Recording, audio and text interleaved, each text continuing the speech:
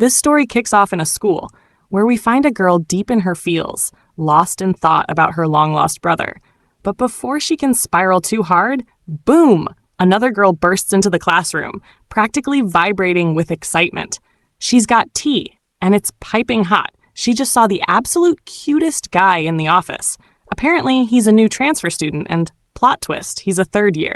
Cue our girl snapping out of her thoughts. She immediately realizes, wait a minute, that's gotta be her brother. Before we dive into this drama, we get a little backstory. She narrates that her brother was presumed dead in a plane crash along with their parents. But surprise, surprise, after a whole decade, he just casually reappears, alive and well. When she first saw him, it was giving main character reunion moment. She legit couldn't believe her eyes. Their grandpa had the same reaction, nearly short-circuiting at the sight of him.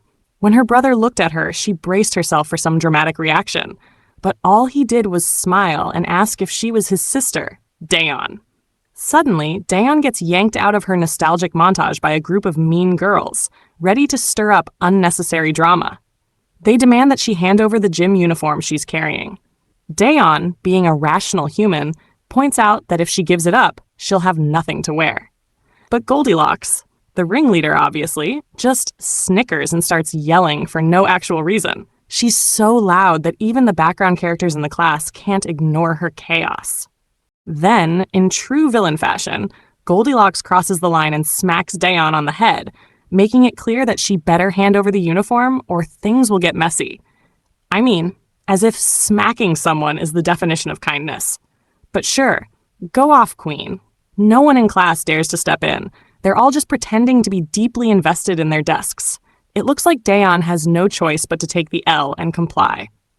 Cut to third year class 2, where the entire room is buzzing. Why? Because the new guy, aka the school's newest heartthrob, has just arrived. The teacher introduces him, mentioning that he's been living overseas for a long time. She tells everyone to be nice and help him settle in.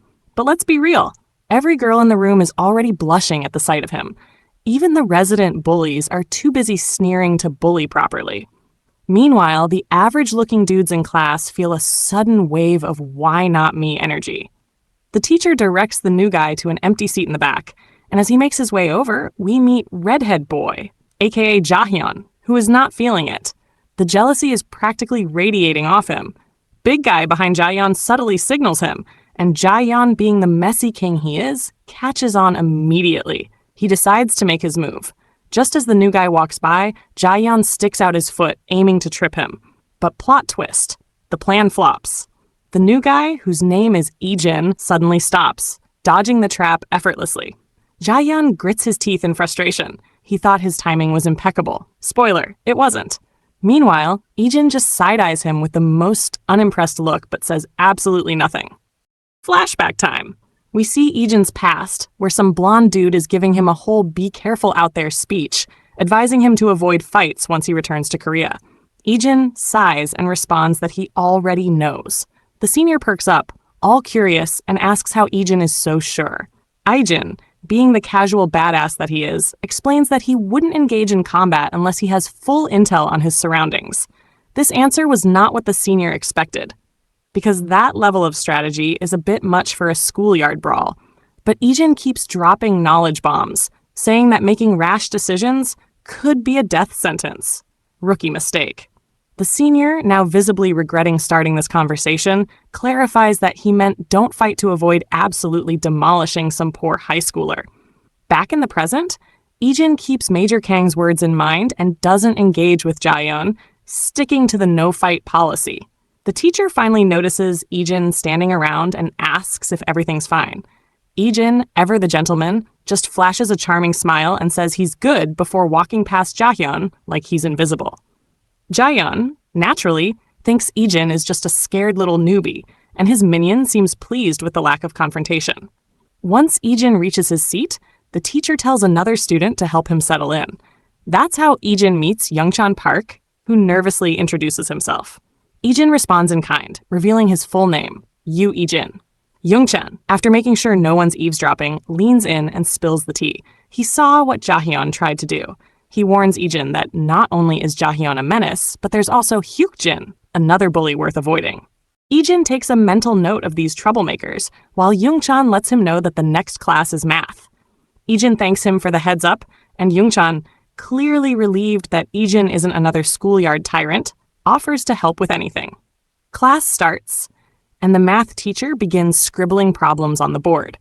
Some students take notes like model citizens, while others are in full I'd rather be anywhere else mode. Ijin scans the classroom, noticing Yoongchan diligently paying attention, while some kids are either dozing off or playing on their phones. He glances out the window, watching students play outside, and his mind drifts back to his past. Cue trauma flashback. Heavy rain, exhaustion, chaos, explosions. The kind of past that leaves a mark. But in the present moment, for the first time in forever, things feel quiet. Peaceful, even. As the school day ends, students start heading home. Among them is Daeon, who spots her brother nearby. She freezes for a second before hesitantly asking if he's been waiting for her. He casually confirms, saying he figured they could walk home together, but she's free to go on her own if she has other plans. Daeon glances around, overthinking the situation, but ultimately says she has no other plans. So the awkward sibling walk home begins. Ijin, trying to lighten the mood, asks if she's feeling awkward too. Daeon immediately denies it, but Ijin just laughs and reassures her that it's okay. He feels awkward too. That, surprisingly, helps her relax a little. Ijin then brings up the past, mentioning that he was only 9 at the time of the accident and doesn't remember much about their family, including her. He points out that it must be weird for her too, since she was only 7. Daeon stays quiet because, yeah, he's right. Just then, familiar voices snap her out of her thoughts. She stops in her tracks, immediately recognizing one of the girls who bullied her earlier. Welp, turns out the bully is besties with Goldilocks. And the second she spots Daeon, she calls her out. Daeon's heart drops, and just like that, things are about to get very interesting. One of the guys chilling with the bully girl squints and asks, "Yo, who's Daeon?" The bully girl smirks and drops the tea. Daeon is the girl that Heejin, aka Miss Goldilocks, absolutely cannot stand. And oh yeah, Heejin is the same walking attitude problem who smacked Daeon earlier. Classic. But then, the bully girl notices Daeon's walking buddy and starts teasing, throwing in some spice. "Ooh, out on a date, are we?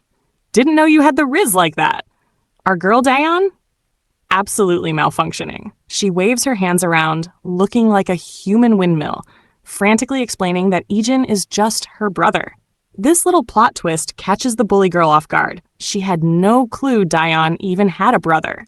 Ijin, unimpressed by the antics, turns to Daeon and asks if this girl is her friend. Daeon hesitantly nods, mumbling something about them being in the same homeroom. The bully girl cackles. "Friend? Since when?" She keeps poking at Daeon, who is visibly shaking like a leaf in a windstorm. That's when Ijin, cool as ice, throws her a stare so cold it could single-handedly bring back the Ice Age. The guy next to the bully girl? Yeah, he does not appreciate the death glare. Huffing, he tells Ijin to watch himself unless he wants to get, and I quote, his ass yanked. Ijin, unfazed, keeps staring.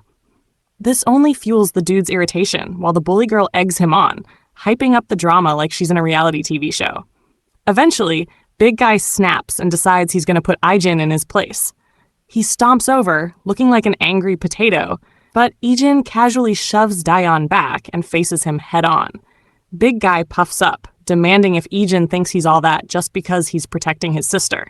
Ijin, in return, takes a quick scan of this dude's stance and sees all his vital points just right there, unprotected. No weapons, just pure bad decision-making. If this were a video game, Big Guy would be running around with a giant "hit me" sign above his head. Ijin sighs. Major Kang's words echo in his head. No unnecessary fights. Begrudgingly, our boy decides to let it slide and turns to walk away. But of course, Big Guy isn't about that life. He grabs Ijin's collar and raises his hand, about to slap him. Before he can deliver the weakest attack of the century, Daeon, in peak panic mode, rushes in. She bows so hard, it looks like she might just stay down there. She blurts out that Ijin has been living overseas forever and doesn't know the rules. The bully girl just snickers at Daeon's desperation, while Big Guy isn't buying the excuse. Like I care where he's from, he snaps. And that right there? That boils Ijin's blood. With a swift movement, Ijin grabs Big Guy's wrist, making him yelp in pain. even though Ijin barely did anything.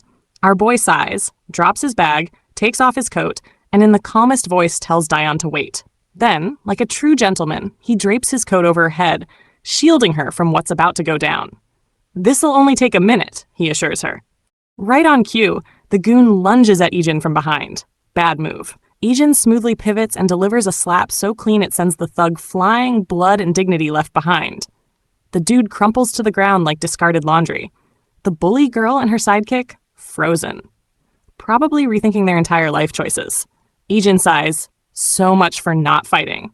But hey, not his fault. Big guy basically asked for it. Meanwhile, we cut to Major Kang, out in the countryside, overseeing a bunch of soldiers running drills. One of them reminds him, "Hey, today's Ijin's first day at school." Kang immediately looks concerned. 6 months of training Ijin to live normally, and, well, knowing our boy, things probably aren't going as planned. Spoiler alert, he's right. Back at school, Big Guy is out cold, eyes rolled back like a cartoon character. The bully girl and her sidekick are shaking. Ijin, not done making statements, turns to the other thug and, in a flash, lands a gut-wrenching punch that sends him flying. The cocky girl? Jaw on the floor. When Ijin finally turns his attention to her, his death glare alone nearly makes her pass out. Daeon peeks from under the coat, her hands trembling. She takes in the absolute wreckage Ijin left behind in less than a minute. Ijin notices her staring, sighs, and casually picks up his coat. "Sorry for covering your face so suddenly," he says, all polite. Daeon, still buffering from shock, just stammers that it's fine. To lighten the mood, Ijin suggests they stop by her favorite store for some snacks.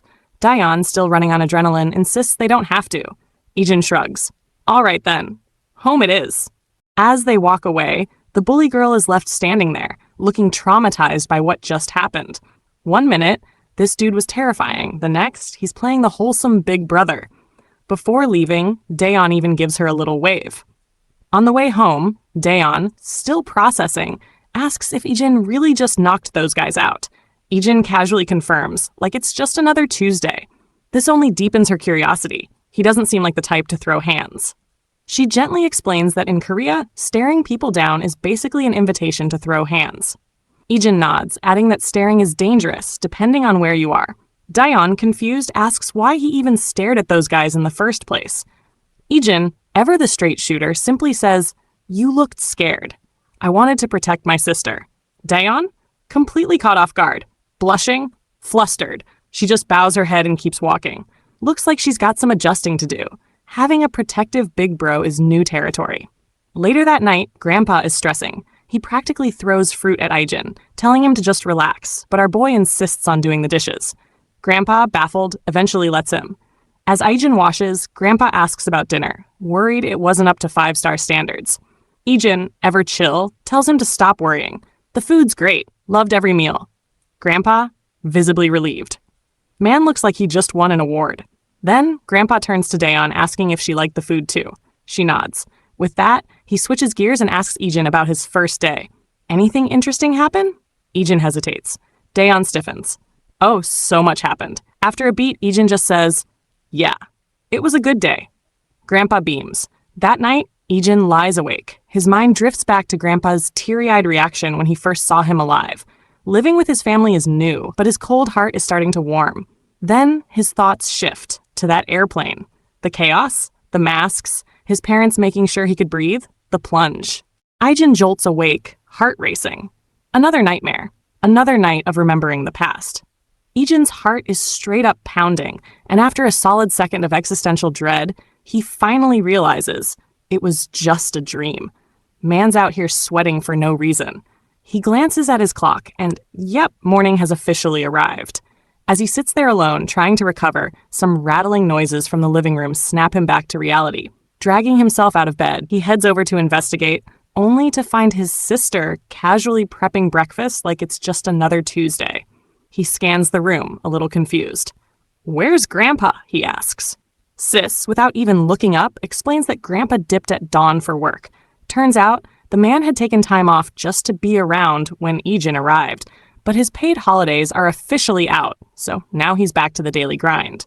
She throws on her uniform, and once she's all set, she grabs her stuff and makes her way to the door. Before bouncing, she points at the breakfast spread, giving Ijin the classic, make sure you actually eat speech. With that, she's gone, leaving Ijin staring at the food like it's a side quest he wasn't prepared for. Meanwhile, back at school, the same two troublemakers from yesterday, blonde girl Heejin and the self-proclaimed school menace, are stirring up drama again. Turns out, Heejin just found out that the new transfer kid, yeah, that's Daeon's brother, and our so-called bully girl, she is not okay. Her brain immediately replays the moment Ijin casually dropped two of her friends with a single punch, and let's just say she's having a crisis. Heejin squints at her, confused. Why do you look like you just saw a ghost? But the girl remains frozen in fear, straight up buffering. Heejin keeps pressing her, but Princess Pink Curl finally forces herself to snap out of it. We should probably, stop picking on Daeon. The memory of Ijin's death stare is still living rent-free in her mind, and she can't shake it. But despite the fear gnawing at her, she tries to reassure herself. I mean, come on, Heejin and her brother practically run this school. Nobody messes with them, right? Fast forward a bit, and we see Daeon again. Same old, same old. She's getting smacked upside the head. Turning around, she sees Heejin and Princess Pink Curl standing there, looking smug. Daeon, already exhausted with life, sighs. Okay, what do you guys want now? Heejin gestures for her to follow. Daeon side-eyes them. Where exactly are we going? The blonde looks 1 second away from throwing hands. Don't act like you've got options. Just come with us unless you want to get wrecked. Oh, and apparently having a big bro doesn't change a thing. Cut to the school's recycling station, where Daeon is officially getting treated like a punching bag. After a few kicks, the blonde scoffs. Keep your head down. Daeon, trying to remember how breathing works, asks, Okay, but why am I getting jumped today? Heejin folds her arms. Your brother. Tell him to quit acting like some kind of action hero before he gets himself into real trouble. Oh, and for the record, they're officially done playing nice. Ijin's about to be in for one hell of a time. Daeon, processing this, goes full pale mode. Wait, so y'all are targeting him now? Ding ding ding. Heejin confirms, reminding her that the guys Ijin knocked out? Yeah, they were their allies. And since Daeon and Ijin thought it was a good idea to mess with them, well, good luck. Daeon panics. What are you planning to do? She barely finishes the sentence before she gets slapped across the face for speaking out of turn. The sting is bad, sure, but the real pain? Knowing her brother's about to be in serious danger. Without another word, she bolts out of there, leaving the two thug girls behind. Back in third-year class 2, the whole room is holding its breath. Even the regular bullies are keeping their heads down because, oh boy, the school's biggest bully is about to make an entrance. And he didn't come alone. Meanwhile, Ijin? Chillin'. He's got his cool as a cucumber mode fully activated, but the guys he knocked out yesterday, they're rolling in with backup. And leading the pack, the so-called top dog himself. Right on cue, Daeon bursts into the room, looking like she just ran a marathon through a battlefield. Dirt-stained uniform? Check. Bruised face? Double check. Ijin's entire demeanor shifts as he jumps to his feet, eyes locked on his sister's wrecked appearance. The bully boss takes this as his cue to start talking smack. Damn, your sister's really out here worrying about you, huh? Then, just for laughs, he points at his own sister, Heejin. All mine does is nag me for favors. Heejin strolls in, all smug. Yeah, and I'll only actually feel bad for you once someone finally knocks you down a peg. Ijin, meanwhile, is struggling to process his sister's bruises, but before we can see his full reaction, we rewind a bit to earlier that morning. Q. Youngchan, aka the school's personal punching bag, getting his head treated like a drum. Two rowdy guys are testing their aim by launching stuff at him, and Jaeyoung is absolutely thriving. Direct headshot, he brags. Not to be outdone, Hyukjin snatches an eraser from a nearby student, winds up, and bam, lands the perfect shot. Man even breaks into a happy dance. Jaeyoung, of course, refuses to let him have the win. Pfft, just luck. They keep going back and forth until Jaeyoung yeets another eraser, but guess what? Instead of hitting Youngchan, it smacks Ijin right in the waist. Silence. The bullies, officially annoyed, watch as Ijin casually takes a seat next to Youngchan. The redhead, fuming, decides it's time to talk some sense into him. Meanwhile, Ijin's just minding his business. He sets his bag down and turns to Youngchan. You good? The poor dude mutters a weak, yeah, but let's be real, he is not good. Hoping to change the subject, Youngchan leans in. Want to hang out after school? Can't. Gotta walk my sister home. Youngchan perks up. Oh, your sister transferred here too? Ijin shakes his head. Nah, she's been here. Then Youngchan asks what her name is, claiming that he might know her. Ijin told her name Daeyeon. Youngchan freezes. Wait, what's her name? Daeyeon. Silence again. Ijin, noticing the reaction, raises a brow. You know her? Youngchan hesitates, but finally spills. Apparently, Daeyeon used to be super popular back in middle school. Smart, pretty, the whole package. But then one day, a dude asked her out who Heejin, a known bully and the school top dog's sister, likes.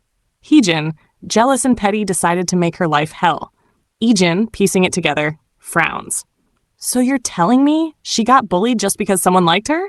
Youngchan sighs. That's the excuse, sure. But really, Heejin just wanted someone to mess with. Ijin's mind flashes back to a few days ago, remembering how his grandpa hoped he'd have an easier time adjusting. At the time, Grandpa had turned to Daeyeon, asking if she was doing okay too. And Daeyeon, ever the actress, had smiled brightly and said, I'm totally fine. Not even a hint of what she was actually going through. Damn. Her grandpa hypes her up, calling her a straight-up genius, saying even her teachers can't stop singing her praises. But in the present, Ijin realizes his sister was just putting on a brave face, hiding all her struggles just so their grandpa wouldn't worry. Tough luck, because now Ijin knows the truth. Then, bam, one of the rowdy bullies kicks the door open like he owns the place. The whole squad of school thugs swagger in like it's their personal kingdom. Hyukjin immediately clocks the chaos and asks what the hell they're doing in his class. Enter Gisu Kim, one of the school's top dogs, casually announcing he's got business to handle. Hyukjin is low-key panicking. Sure, he can handle the small fry bullies just fine, but Gisu? That's a whole different level of trouble, and he does not want that smoke.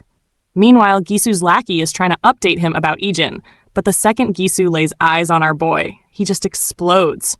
Dude's fuming, absolutely losing his mind that his goons got bodied by some scrawny little punk.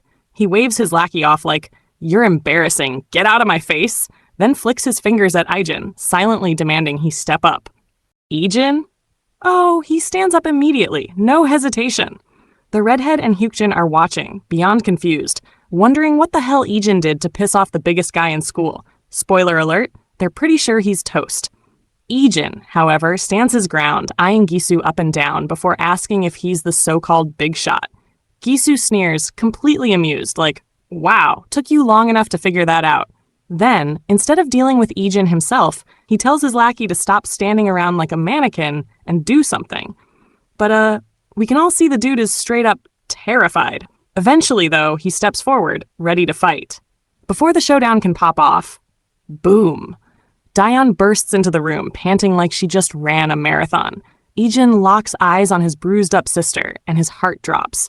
Tears start welling up in Daeyeon's eyes as she stammers out an apology for dragging him into this mess. But before she can even finish, Heejin scoffs, rolling her eyes like, such a drama queen. Ijin? Yeah, he's not having it. He tells his sister she's got nothing to apologize for. And then, before anyone even processes what's happening, he slaps the living daylights out of Gisu's lackey. The dude goes flying, hits the ground, and is out, cold. The other bullies? Shaking.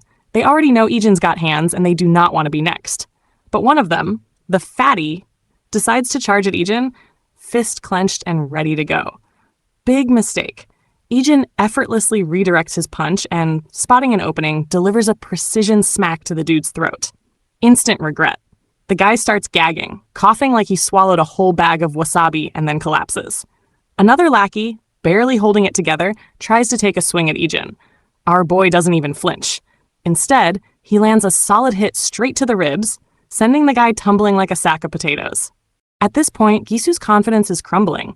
He just watched his goons drop like flies, and now he's realizing, maybe, just maybe, he picked a fight with the wrong dude. Even the low-level bullies in the class are just standing there, mouths open, like they can't believe what they just witnessed. Meanwhile, Heejin and Princess Pinkgirl? Oh, they are losing it. With the last of the goons laid out, Ijin turns to Gisu and lays it out plain and simple. His sister has been dealing with their BS for way too long, and he's done letting it slide. Gisu, sneering but visibly nervous, finally speaks up. So you're not just some weakling after all. Cool, cool. But then, out of nowhere, he swings his leg at Ijin's face, lightning fast. Ijin blocks it without breaking a sweat. Gisu is stunned. That kick was supposed to send Ijin flying. But before he can recover, he swings his other leg, desperate to land something. Nope. Blocked again. Ijin takes this opportunity, grabs Gisu's leg, yanks him in, and delivers a devastating punch straight to his face. Blood splashes as Gisu hits the floor like a rag doll. His nose? Busted. His mouth? Busted. His ego? In shambles. He stares up at Ijin, realizing this dude isn't just strong. He's a walking nightmare.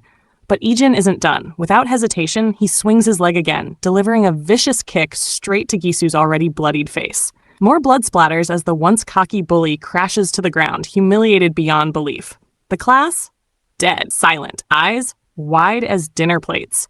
Everyone just watched Ijin wreck one of the strongest guys in school like it was nothing. Even the small-time bullies are standing there like, holy crap, we dodged a bullet. Meanwhile, the blonde girl? She's shaking, completely unable to process how this random transfer student just obliterated one of the top dogs.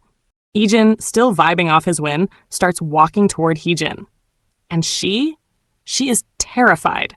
She knows she's next, and she does not want to get yeeted across the room. But before Ijin can do anything, Daeon rushes in, grabbing his arm and begging him to stop. She's scared of what'll happen if he keeps going. Ijin, still fuming, reminds her that Heejin and her crew have been tormenting her for ages. He also lets it slip that he knows they jumped her yesterday. Daeon's face falls. She thought she was hiding it well, but seeing her brother standing up for her like this, she suddenly realizes he's fighting for her. She quickly forces a smile, pretending everything is fine, and tells Ijin to chill. He hesitates for a second, but eventually agrees, deciding to walk her to class. As they leave, the classroom erupts into murmurs. Everyone is trying to process what just went down. Jisoo, the top dog, just got served. Even the beta bullies admit Ijin is built different and breathe a sigh of relief that they didn't try to fight him earlier. Meanwhile, the blonde girl is still stuck in a mix of humiliation and sheer terror. Walking down the hall, Daeon glances at her brother in disbelief. How are you this good at fighting? Ijin just shrugs, but then Daeon starts apologizing again. Confused, Ijin asks why. She explains that it's her fault he got dragged into this mess. He had to fight because of her. Ijin gives her a soft smile. That's what family's for. Then he gets real. He explains that back where he used to live, no one gave a damn about anyone else. As long as they weren't suffering, they didn't care. But even those people, they would fight to the death for family. Cue flashback. An all-out battlefield. Explosions, gunfire, chaos. And in the middle of it all, a soldier shielding his daughter from an enemy gunman. That sight? It stuck with Ijin. It made him question what family really meant. Back in the present, Daeon asks, "But you barely even remember me, so why?" Ijin shrugs. "Doesn't matter. You're still my sister." Daeon goes quiet, flustered, before quickly brushing it off, saying he should go back to class. Back in his seat, Ijin is now the topic of conversation. The beta bullies flash him a thumbs up, hyping him up like he's some anime protagonist. Even his friend Yong Chan chimes in, saying, "Dude, you were insane." Meanwhile, the defeated goons? They're shook. Their boss, still fuming, mutters, "There's something different about that guy. He doesn't fight like a regular thug." His sister tries hyping him up, telling him to quit sulking and reminding him their loss was just a fluke. Ijin just caught them off guard, that's all. So, she suggests they just catch him slipping later. But the bullies? Yeah, they stay dead silent. 'Cause they've learned the hard way that our boy is basically a walking final boss. Still, Blondie ain't having it. She reminds them that he's just one guy. Like, come on, y'all can't let some dude solo the whole squad like this. Her brother finally shuts her down, snapping that if she's so desperate for a rematch, she can take on the boy herself. I mean, if it's that easy, right? Of course, Heejin does not appreciate his attitude, so she fires back, telling him not to take his L out on her just 'cause some random dude mopped the floor with him. And oof, that one hit deep. Bro is fuming. You can practically see the steam coming out of his ears. Heejin glares at him one last time, eyes welling up from pure frustration at seeing her brother like this, then just turns around and slams the door behind her. Girl is done. As she stomps down the hallway, Princess Pinkgirl rushes up behind her, probably sensing the storm brewing. Meanwhile, Blondie is still big mad. She cannot wrap her head around how all these goons fumbled the bag so hard. Storms into the classroom, slams the door open like she owns the place, and spots Daeon just chilling there. She immediately locks on. Must be nice, she sneers. Having a big bro to run to whenever things get tough. Daeon? Not saying a word, which somehow annoys Ijin even more. She assumes Daeon is acting all high and mighty just because she's got protection now. Grinding her teeth, she makes it very clear. Just because Daeon has a brother doesn't mean she can do whatever she wants. As the sun starts dipping, students begin heading home. Our girl's among the crowd, looking pretty bummed. She's lost in thought, replaying the moment her brother stood up for her. He called them family. Does that mean she can finally stop looking over her shoulder every 5 seconds? Her mind flashes back to her misery under Huijin's rule, where she had no choice but to follow orders like a loyal pet. Every time she tried standing up for herself, she got shut down hard. Then, speak of the devil, Ijin suddenly pops up behind her, snapping her out of it. He's like, "Yo, you good?" She jumps a little, and our boy chuckles, reminding her he's called her name like 3 times already. She quickly apologizes, saying she just wasn't paying attention. Then asks if he's been waiting for her. He nods, saying he still doesn't know his way back home. They start walking together, casually discussing what groceries to grab since Grandpa gets hangry when he's home late. But guess who's watching from behind? That rowdy chick. She's absolutely seething. She cannot stand seeing Daeon happy. And oh, she's waiting. Just biding her time, planning the perfect moment to wipe that smile off her face. Cut to the store, where our duo is shopping. Daeon is struggling to pick out what to get, while the store's background NPCs can't stop staring at Ijin. Thirst levels? Maximum. Daeon notices, of course. She knew her brother was a whole celebrity at school, but turns out he's pulling attention everywhere. Out of curiosity, she finally asks, "So, you ever had a girlfriend?" Ijin, completely caught off guard, looks at her like she just asked him to solve quantum physics. Seeing his confusion, she clarifies, like, has he ever dated anyone? He just casually drops a nope. This prompts Daeon to be like, "Bro, you should totally get one." I mean, girls are literally throwing themselves at you. Ijin shrugs, saying he's just been too busy. Daeon gets it. Adjusting to a new country and all that? Not much time for romance. Then he flips the question on her. "What about you? You ever had a boyfriend?" Daeon.ex has stopped working. She blurts out a quick, "Nope. Why not? Been busy too." Smooth save.